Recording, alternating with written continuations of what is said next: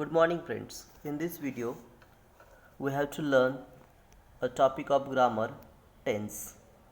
Tense is a term used in grammar to indicate the time of the action or event. तर काळ ही संकल्पना वेळेसंबंधी आहे व ती कृती आणि घटना यांचा वेळ दर्शवते. टेन्सचे मुख्य 3 प्रकार पडतात. But tense has a 3 main types. They are present tense, past tense, future tense. Present tense म्हणजे वर्तमान काळ, पास्ट टेन्स भूतकाळ, फ्युचर टेन्स भविष्यकाळ. या मुख्य टेन्सचे पुन्हा 4 उपप्रकार पडतात. म्हणजेच प्रेझेंट टेन्सचे 4 प्रकार: simple present tense, present continuous tense, present perfect tense, present perfect continuous tense. Past टेन्सचे 4 प्रकार पडतात. त्याचप्रमाणे simple past tense, past continuous tense, past perfect tense, past perfect continuous tense. Future टेन्सचेही 4 प्रकार पडतात. Simple future tense, future continuous tense, future perfect tense, future perfect continuous tense. तर हे जे प्रकार आहे 12 सर्व प्रकार, तर याचे असणारे सूत्र आणि वाक्य याप्रमाणे पाहू. सिंपल प्रेझेंट टेन्स, त्याचं असणारं सूत्र subject plus V1 plus object किंवा सब्जेक्ट प्लस क्रियापदाला यस ईएसचा प्रत्यय प्लस ऑब्जेक्ट. उदाहरण I go to school. Simple past tense, त्याचं सूत्र subject plus V2 plus object I went to school. Simple future tense, subject plus shall oblique will plus V1 plus object I shall go to school. Present continuous tense, subject plus am oblique is oblique are plus VING plus object I am going to school. Past continuous tense, subject plus was oblique were plus VING plus object वाक्य I was going to school.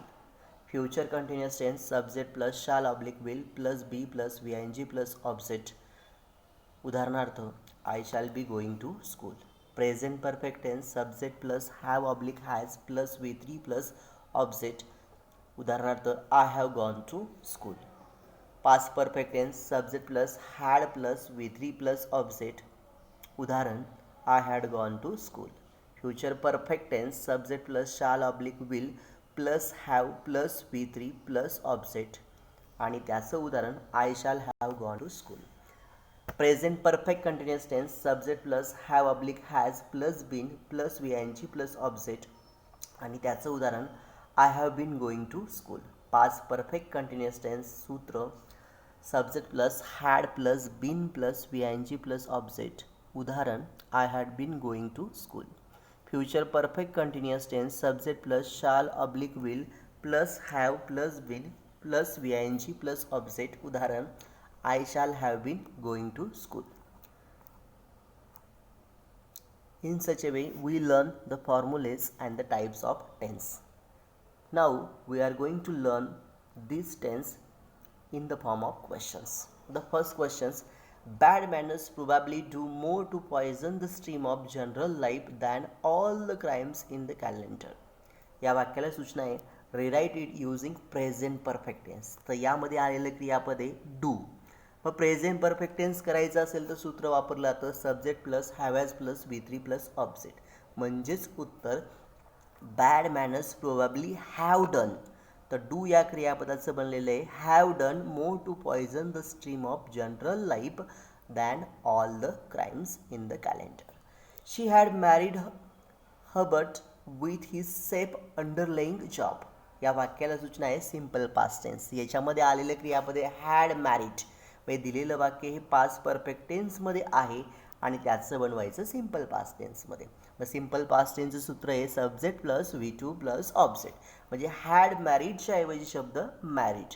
She married Hubert with his safe underlying job. तिसरं sentence I had apparently entered in the sanctorium of a miracle called leopard.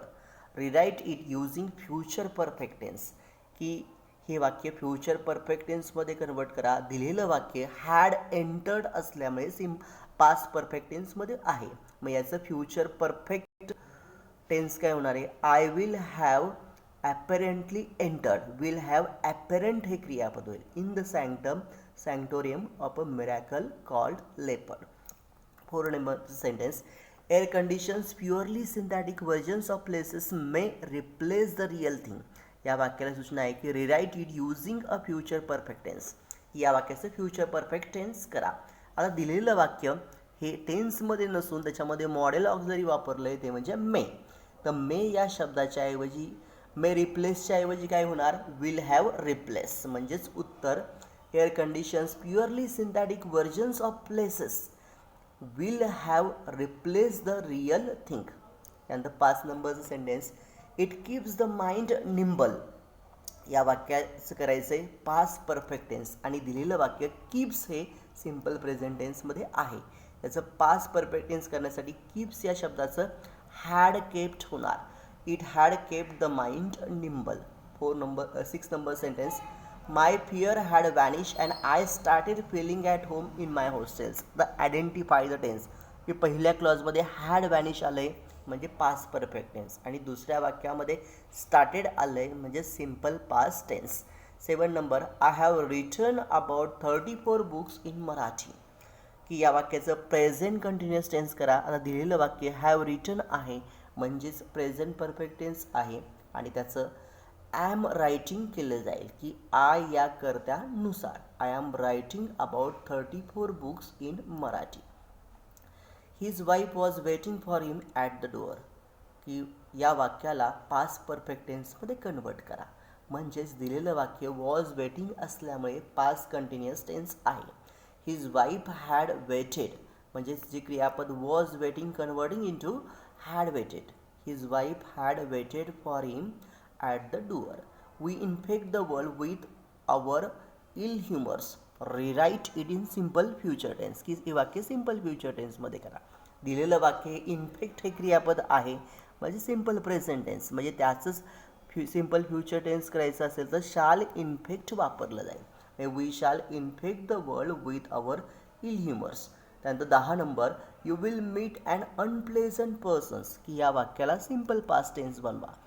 हा दिलेलं वाक्य will meet आहे म्हणजेच simple future tense आहे आणि या simple future टेन्सचं सिम्पल पास्ट टेन्स करायचं असेल तर विल मीटच्या ऐवजी फक्त क्रियापदाचा सेकंड फॉर्म वापरला आहे म्हणजे you met and unpleasant persons.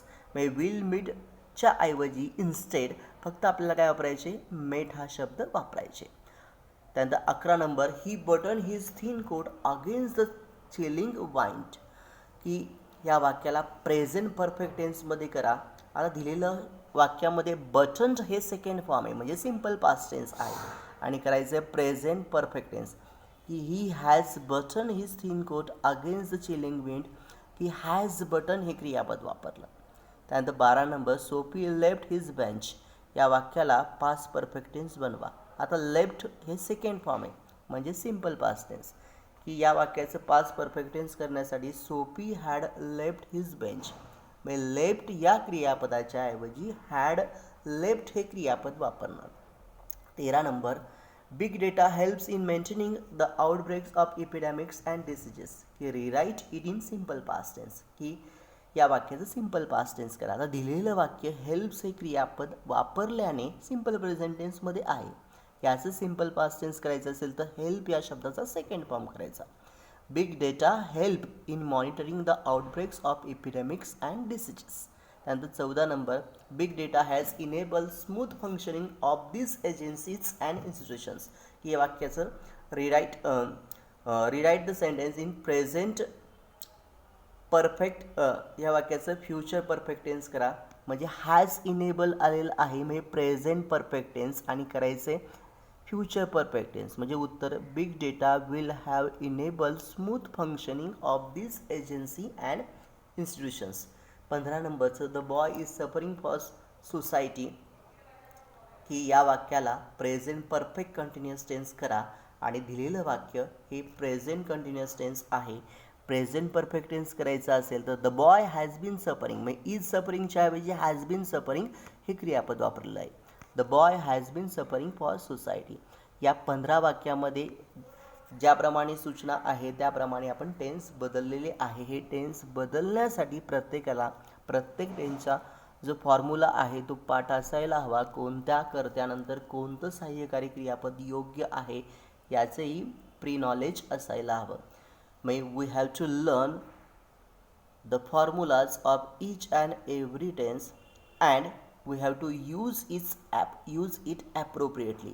Apart from that, we already know the knowledge of helping verb and the different parts of verb. V1 present form, V2 past form, V3 past participle, VING present participle आणि क्रियापदाला S ईएसचा प्रत्यय म्हणजे क्रियापदाचे 5 form प्रत्येक शब्दाचे माहिती असणं आवश्यक आहे. I hope you will understand the topics of tense. Thank you.